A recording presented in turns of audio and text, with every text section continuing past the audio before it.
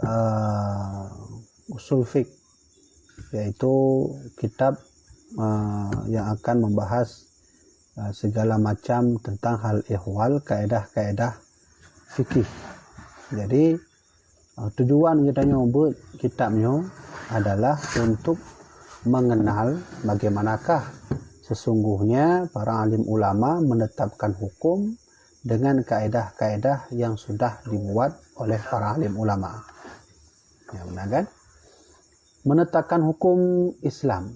Apa hukumnya? Hukumnya bayi tabung.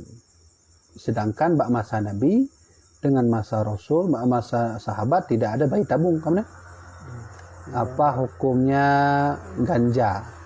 Sedangkan bak masa Nabi hana ganja. Masa sahabat hana ganja. Apa hukumnya ya main game betul-betul. Main game di HP. Sedangkan masa Nabi tidak ada game, tidak ada HP. Apa hukumnya naik mobil? Tajak motor, tajak musuh jalan-jalan. Sedangkan masa Nabi hana motor. Apa? Ya. Jadi mandum-mandumnya hukum-hukum baru-baru yang ditebitnya adalah hukum terbaru yang tentu tidak disebutkan di dalam Al-Quran dan hadis Rasulullah lagi bayi tabung masa Nabi kahana. Maka oleh karenanya perlulah katanya belajar sedikit tidaknya kaedah-kaedah usul yang sudah ditetapkan oleh para alim ulama-ulama yang besar, lagi ulama mazhab. Hanya ulama mazhabnya yang menetapkan kaedah usul. Kaedah usulnya pudengku. Lagi dua begah no. Bayi tabung dalam Quran? Hana. Bayi tabung dalam hadis? Kan hana sih. Dalam Quran hana, dalam hadis hana, dalam sahabat Nabi hana sih. Karena hana hukum bayi tabung misalnya. Teknologi kalau menadap. Maka para alim ulama mazhab ketika itu berfikir sekeras-kerasnya bagaimana menetapkan hukum yang tidak disebutkan dari Quran dan hadis serta para sahabat. Maka mesti contoh lagi Imam Syafi'i. Imam Syafi'i hukum dasar sebanyak 5 hukum. 5 kaedah. Jadi mana bahasa mangatnya mana? Karena hana ba masa Nabi bayi tabung. Karena hana dalam Al-Quran bayi tabung. Karena hana di dalam pendapat sahabat, maka duduklah Imam Syafi'i atau kita nanti mengutiplah kaedah-kaedah itu. Kaedah siapa? Kaedah yang sudah ditetapkan oleh imam mazhab. Dari mana dapat kaedah itu? Dari hasil berfikirnya Al-Quran. Dia lihat Quran, dia laba-raba Quran, ada sedikit. Kemudian dia lihat hadis, dia raba-raba hadis, ada sedikit yang menunjukkan tentang bayi tabung. Maka dari Quran yang dicuk-becut, dari hadis dicuk-becut, maka dipegatlah tabuh kaedah. Contoh lah. Ya. Innamal a'malu binniyat. Segala sesuatu itu tergantung pada niat. Maka diciptakanlah oleh Imam Syafi'i tabuh kaedah menyomenan al-umuru bimaqasidiha. Gak segala kehendak itu tergantung pada maksud orang. Ya kan? Gedanya dia ulama baru hana maksud, na dibik kehendak. Hana tengku lu kena jak kuliah tengku. Nah masalah tu. Apa masalah? Yang punya hana kehendak. Akibat punya jak kuliah hana kehendak akibat cara man. Sama lagi orang namhat baju bu hana. Tapi di baju bu kiban ta mula orang yang baju bu tapi han mahut bu. Hana apa? Jadi kalau ingin berbuat sesuatu harus ada maqasidnya, maksudnya. Sehingga al-umuru bimaqasidiha, segala perkara itu tergantung pada maksud, itu jadi hukum. Orang pergi ke masjid, tujuannya untuk apa? Maksudnya apa? Beribadah, maka sama dengan ada pahala.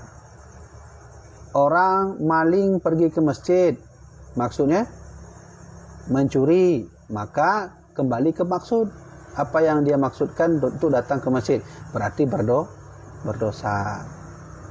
Kak, orang ingin pergi membunuh orang, pakai sarung, pakai peci, maksudnya apa? Membunuh. Berarti dia berdosa. Maka oleh karena itu para alim ulama madhab membuatlah kaedah-kaedah yang kaedahnya dicok oleh para alim ulama madhab dari Quran dan hadis. Sehingga punya bahasa lainnya mana banget. Ya.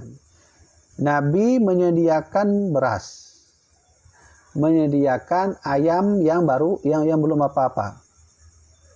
Datanglah sahabat, beras itu dimasukkan ke air. Ayamnya dipotong. Kale. Datanglah tabi'in, beras yang di dalam air itu dimasak. Kemudian ayamnya itu sudah siap, sudah dikelupas kulitnya. Kemudian yang keput datang imam madhab.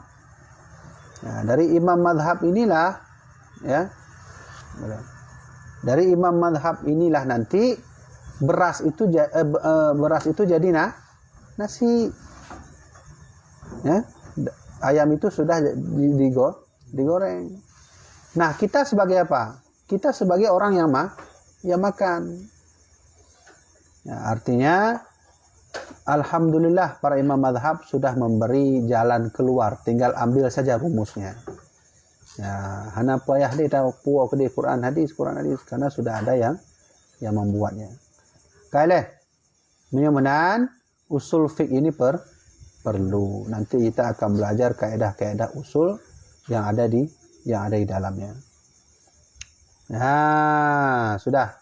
Bismillahirrahmanirrahim. Dengan nama Allah yang Maha Pengasih lagi Maha Penyayang. Wa qala al-Imamul Hafidz Jalaluddin As-Suyuti rahimallahu taala. Telah berkata salah seorang imam hafidz menyo tidro umum menyo kalau nyan dibuh gelar hafidz berarti dia ahli hadis. Menyo alim gimana?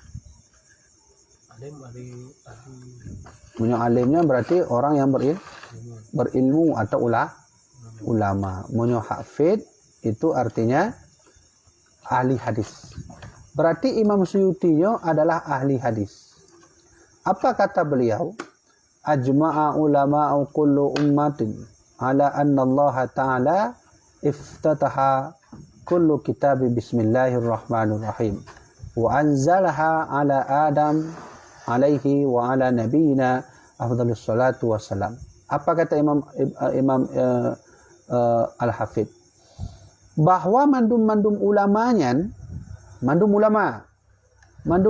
punya kena tulis kitab, yang sabi-sabi ulamanya nebuka kalimat fon kitab adalah Bismillahirrahmanirrahim. Ya. Jadi hana ulama yang model nulis kitab hana pakai bismillah. Ya. Hana pakai bismillah. Tapi ulama tetap nulis kitab pakai bismillah. Mudah-mudahan kita tengok menulis kitab pakai bismillah sih. Ya, dan tulis kitab pakai bismillahirrahmanirrahim. Ya, jadi menyana ulama-ulama yang tulis kitab hana pakai bismillah, hanya hati-hati ya. Mungkin lebih haji daripada yang lain. Ya. Maka oleh karena itu Imam As-Suyuti berkata, para alim ulama aftahahu kulla kitab bismillahirrahmanirrahim. Ya, bahwa para ulama kalau ingin membuka kitab harus menulis bismillahirrahmanirrahim. Wa anzalaha ala Adami alaihi.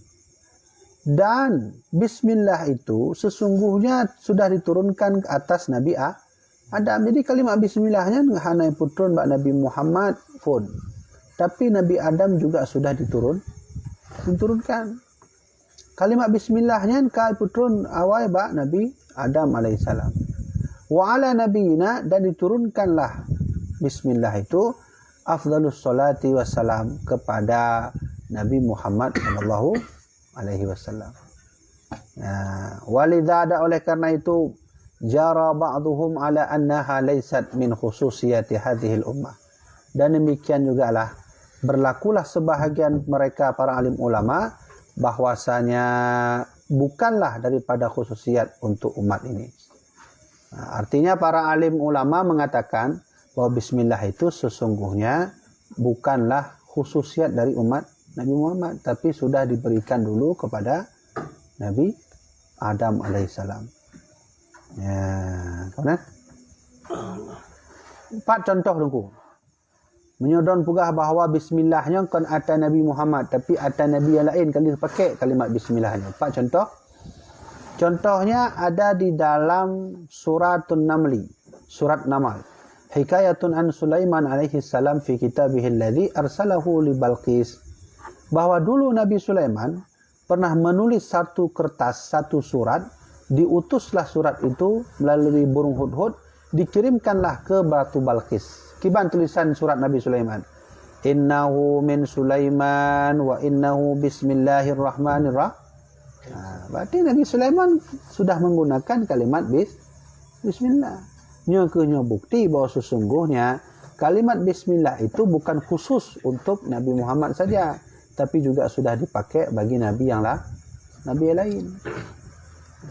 Ngapa? Ya. Ya, kare. Nah, maka oleh karena itu Nabi bersabda kullu amrin dzibalin la yubda'u fihi bi bismillahirrahmanirrahim fahuwa abtar. Jadi Nabi tahu bahwa sesungguhnya tiap-tiap perkara itu memiliki hal penting.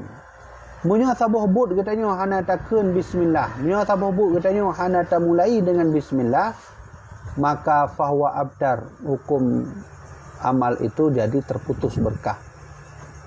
Katanya yang perlepu ilmu berkah atau ilmu yang berkah. Lawiknya orang le yang merumpok ilmu mantong berkah na. Apa? Ilmu mantong berkah na. Yang perlu berkah ini bahwa katanya selain dah minta ilmu juga harus mencari berkah. Salah satu berkah ilmu yang katanya merumpok, yang katanya menteme adalah dengan membaca Bismillahirrahmanirrahim. Menan katanya waktu tak Honda bismillah, waktu tak buka pintu bismillah, waktu tak baju hubu bismillah, waktu tak JP bismillah, pulang dah baca kitab bismillahirrahmanirrahim. Kemudian pulang waktu kena tak mulai kerja bismillahirrahmanirrahim. Kenapa begitu tengku pakai bismillah? Karena pertama Nabi Sulaiman menggunakan kalimat bismillah dalam suratnya untuk Ratu Balqis. Berarti bagi Nabi Sulaiman yang penting tak bismillahnya. Ya kan? Dikirim ke Ratu Balqis berarti menandakan bismillah itu penting. Yang kedua, Rasulullah sendiri yang bersabda bahwa tiap-tiap amalan itu penting, perkara itu penting. Tapi jika tidak dimulai dengan bismillah, maka fahuwa abtar, budnya akan kurang berkah. Contoh kurang berkah katanya biasa tajak bak kantu menumpuk pen dalam suruhnya tertuh ya. Contoh ini. Tapi karena katanya kerja hana takkan bismillah, waktu dia kerja menanci hana takkan bismillah, dia tahu hana takkan bismillah, maka pen tertuhnya akan merasa kurang juga bismillah, kurang juga pen tertuhnya. Padahal kapah bagi ini kawin belum nalom. Kawin belum, anak belum nalom. Tapi 100 itu kurang. Kenapa kurang? Karena berkah tidak ada. Dari mana dapat bisa berkah? Harus baca bismillah. Kalau kita baca bismillah, insya-Allah. Nyolong cerita bacun. Dalam hikayat yang dinukil oleh Imam Al-Ghazali, dulu itu ada 2 orang syaitan. Ya, syaitan itu apa kita sebut? 2 orang, ekor, sosok. Munyo katanya manusia, seorang. Punya hewan seekor, punya syaitan tu. Mereka makhluk lah. Katanya makhluk mendung nyo. Kami binatang seekor, orang seorang. Syaitan pula bu. Syaitan iblis pula kun jin, sejin seekor. Jadi dalam kitab Ihya Ulumuddin bertemulah 2 jin, 2 syaitannya. Yang satu jinnya kurus, Ini Imam Ghazali yang cerita. Yang tidur tu tumbun. Maka yang tumbun yang tanya ombak syaitan yang kurus. Wahai syaitan kurus. Kenapa aku melihat engkau hari-hari kurus terus. Tak pernah gemuk lagi. Maka syaitan kurus tu berkata, Wahai sahabatku, tahukah kenapa aku kurus? Karena sesungguhnya ketika aku datang ke rumah manusia, aku lihat di dalam rumah itu ketika orang makan baca bismillah. Dan aku tak bisa mengganggu kalau orang baca bismillah waktu makan. Kemudian kalau ingin kerja, baca bismillah juga. Aku pun tak bisa mengganggu ketika orang baca bismillah. Kemudian kena mengkawin nanti, bismillah. Don hanya mengganggu punya kanan. Itulah yang membuat aku kurus. Maka aku keluar dari rumah itu, aku tak pernah balik lagi. Itulah rumah yang pernah aku datangi yang tak akan pernah kembali lagi. Kenapa? Karena dilalui dengan bismillah. Jinau balik. Yang kurus itu bertanya kepada yang gemuk, wahai syaitan gemuk, wahai sahabatku yang gemuk, kenapa engkau gemuk sedangkan ku kurus? Maka ceritalah syaitan gemuk. Ya, ketahuilah bahwa aku itu terbalik daripadamu. Aku datang ke rumah orang yang ketika itu orang makan tak baca bismillah, tak ucapkan alhamdulillah. Aku datang ke rumah orang yang orang itu tak pernah sedikit pun bekerja dengan membaca bismillah atau menutup alhamdulillah. Maka disitulah aku bisa bercampur makan dengan mereka. Disitulah aku bisa bercampur bergaul dengan mereka sehingga aku gemuk. Ya. Ini sebuah bukti bahawa sesungguhnya bismillahnya memberi efek raya bagi kita nyo. Bukan masalah berkah, tapi juga bisa menghindari godaan syaitanir rajim. Ya, benar. Sudah, kau faham kan? Mudah-mudahan yang kena tuan sampaikan bismillah ini menurut Imam Suyuti itu selalu ditulis, selalu dibuka oleh pengarang kitab apapun. Selalu bismillah. Nyan tengok hurung dana jamaah dana mandum menyona kalon sabuh buku hana bismillah yang kurang berkah. Yang kedua, bahawa sesungguhnya kalimat bismillah ini tidak dikhususkan untuk Nabi Muhammad, tapi najib surat yang dikhususkan untuk Nabi Muhammad kan untuk Nabi yang lain. Contoh Al-Fatihah. Al-Fatihah tidak pernah diturunkan oleh Allah kepada Nabi lain, tapi khusus untuk Nabi Muhammad. Bismillah ada. Yang ketiga, bahawa siapapun membaca bismillah maka dia akan mendapat berkah. Ya. Kale. Ya, baik. Ya, nyonya kabeh hati bismillah untuk pembukaan saja. Nadanya kita baca bismillahirrahmanirrahim.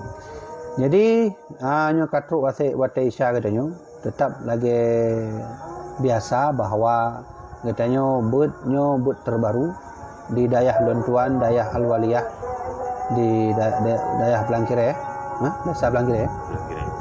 Bahawa tip uro Selasa Lontuan temebut hujung uro Selasa duha Lontuan temebut kitab Ulumul Quran karya Syekh Imam As-Suyuti. Kemudian lehnya baru buat kitab Mantik Idahul Mubham. Uro Rabu buat kitab Ilmul Hadis karya Syekh Muhammad Tohan. Kemudian lehnya buat kitab Kawakib. Baiklah. Munyo malam Senin. Malam Senin le maghrib tanya buat ianah jilid le dan buat kitab Syarah Warakat. Ini punya kitab dan beliau laju. Tambut sama-sama. Dan dibuka untuk umum mandum punya kena najak laju kan. Kemudian untuk malam tengah bulan Selasa katanya buat kitab lainnya dulu. Kitab tafsir Tafsir Sawi. Tahu tu benar? Kitab Tafsir Sawi. Ya. Hududi. Kitab Tauhid, kitab Hudinya. Ya, kitab Hudi dan kitab Tafsir Sawi. Kemudian malam Kamis, malam Rabu Malam Kamis kita tanya oleh maghrib kitab Nahwu Saraf. Nanti kita nyo bahas kitab yang cocok untuk danyo buat kitab Nahwu Saraf. Jadi jamaah dirahmatillah Allah, nyo buat phone kamu di dayah lentuan sendiri ya di Blangkire. Nyo ada rencana drone Bandung kena jak danyo kino jak support baik jak ada maghrib. Jak support kamu ngumpul danyo ino Bandung pukul 6 atau 7 sembahyang maghrib berjamaah, kemudian buat danyo baru Malaysia berjamaah, zikir, tak habis. Ya, mana cara. Kan? Kaji lah. Nah, nyo lon tua main kitab, lo main tab. Tua lo main kitab. Tu guna nak bertanya nah. Fungsi usul fiqh kamu faham lah? Ilmu usul fiqh kamu faham? Fungsi ini untuk apa? Menyo ilmu mantik fungsinya untuk mengatur logika yang baik dan bagus. Biar logika enggak liar. Makanya ilmu mantik. Ilmu tasawuf fungsinya mengatur hati biar hati itu tidak brutal. Ilmu fikih mengatur tentang segala ibadah agar ibadah punya ilmu. Ilmu tauhid mengatur tentang masalah akidah agar tidak sesat. Ya. Ilmu pula. Punya ilmu usul, yang usul kita pelajari malamnya. Ilmu usul itu adalah ilmu tata cara belajar menentukan hukum. Bagaimana cara menentukan hukum? Ya, kita belajar bagaimana cara imam mazhab menentukan hukum. Ya. Nah, itu caranya. Itu ilmu usul fiqh. Nanti kita akan belajar kaedah-kaedahnya. Fikih itu tak akan pernah ada kalau tidak ada usul. Apa Allah menyebutkan dalam Al-Quran? Hukum mubah, sunnah, wajib. Enggak ada. Siapa yang buat sunnah, wajib, makruh? Yang buat itu para alim ulama. Tapi hukuman tercipta karena usul fiqh Bang. Hukum itu tetap tercipta karena dasar Al-Quran dan hadis. Cuman terkadang itu bid hukum yang hana dalam Quran dan hadis. Yang kena tugas usul fiqh. Menyo katanya tatanya mbak ulama kiban hukum Madinah. Ulama hanya nak jawab pendapat draw karena na dalam Al-Quran la taqrabu zina. Kiban hukum murung itu contoh minuman khamar. Ulama tidak boleh berpendapat atas pendapatnya sendiri. Kenapa? Karena sudah jelas dalam Al-Quran. La taqrabu sholata wa antum sukara. Jangan kaulah solat melainkan kamu itu mabuk. Dalam keadaan mabuk. Jadi dalam Quran hadis nyana pendapat hukum-hukum yang jelas. Hana pecok pendapat katanya. Karena laju dalam Quran hadis. Cuma punya urun tanya bayi tabung, pada cok. Hukum rukuk, hukum ganja, pada cok. Tattoo, kulam, rebonding, rambut Ronaldo, kok. Kan nama Nabi Ronaldo. Chip, Mobile Legend, Domino, pulau, HP Xiaomi. Nama Nabi kan, motor. Kemudian, itu semua tak ada masa Nabi, tidak ada di Al-Quran. Nyangkehnya perlu usul fiqh. Dan yang membuat hukum ketika tidak ada hukum Quran hadis kan gedenya para imam madhab yang ahli-ahli. Gedenya tinggal pelajari mentong, tinggal cok-cok mentong. Yang kena tujuan belajar usul fiqh. Kau faham? Kau faham? Terus bawa hukum vaksin bahana Nabi. Benar. Jadi benar-benar. Jadi insya-Allah tengok akan belajari ya kaedah-kaedahnya. Dengan kaedahnya insya-Allah. Contoh. Gimana? Ini contoh hukum bah. Apabila ilun nama dua mayam. Tapi ilun hari ilun peblo mahyan. Ilun perle mahyan. Tapi ilun kena mutang bank. Pada undang-undang. Contoh dua mayam ini apa tu? 5 juta apa? Lom pelepel 5 juta, tapi yang lom pebelonyo, kajet lom jabak tira ura. Lom pegah dengku, lom penyampai dah. Tapi nyo gadai apa? Meh lomnya gadai. Borok kajet cok 5 juta. Nah, pertanyaannya biasanya bak saboh nanggro. pinjam uang 5 juta, baliknya 5 juta 200. Dan yang sebuah kebiasaan yang dilakukan oleh satu negeri. Tapi caranya beda. Gadai ji tacok mesti contoh. Ni pegah le urungan. Nyo menong kuawi. Lon cok mehdonyo, lon puduk dalam rumah yang betul-betul aman. Dijaga le satpam. Kah? Mehdonyo dijaga le satpam, kemudian dijaga oleh listrik yang kuat, yang aman, CCTV. Yang mandum-mandumnya kan perlepeng untuk penjagaan. Maka tak buka baknya menang kuabi. Berarti drone pinjam 5 juta, maka lon pinjam maka lonjok 5 juta ke drone untuk lebih bacut lah. Lebihnya untuk biaya jaga gadai emas. Yang lagi yang kan dalam Quran. Tiba hukuman. Yang hanjut adalah peng 5 juta, you balik 5 juta 200. Hana alasan tepu pi. Nyan hanjut. Itu riba. Tapi alasan cok pen 200 no dengan alasan untuk menjaga keamanan gadai, barang gadai. Ya kan? Boleh enggak seperti itu? Itu tak ada dalam Al-Quran. Ya, bagaimana juga? Maka nanti akan keluarlah satu kaidah hukum al-adatu muhakkamah. Kebiasaan masyarakat itu jadi hukum. Bisa jadi hukum itu halal, bisa jadi hukum itu haram. Kiba jawaban aku yang dijawab oleh Imam Jalaluddin ya, dalam kitab Ashbah wa Nadhair, bahwa sepakat ulamanya hanjut. Tapi menurut Imam Ibnu Qafal jud. Tapu belah pisang yang mentang putih jud. Jud. Pisang mentang putih kalau ada baju ulam, hanjut baju ulam mentang putih. Ibu belah oleh ke dia dah belah. Nasah mana? Hanasah. Abu Ya Syekh Mudawali dalam kitab Fatwa memberi jawaban bahawa menjual barang atau buah-buahan yang belum masak itu hukumnya haram. Tapi nasabah adat katanya, adat part yang tagun si pakai pisang. Kamu putih no pisang. Maksudnya pisang. Pisang putih ya. Karena orang pakai pisang. Ya, kuah belangong. Kuah belangong. Biasanya banyak cewek belajar. Berarti lagi mahal kan. Berarti yang kuah putih, pisang putih. Pisang putihnya munyo gantanya publo kan secara hukum jika hanjut. Kenapa?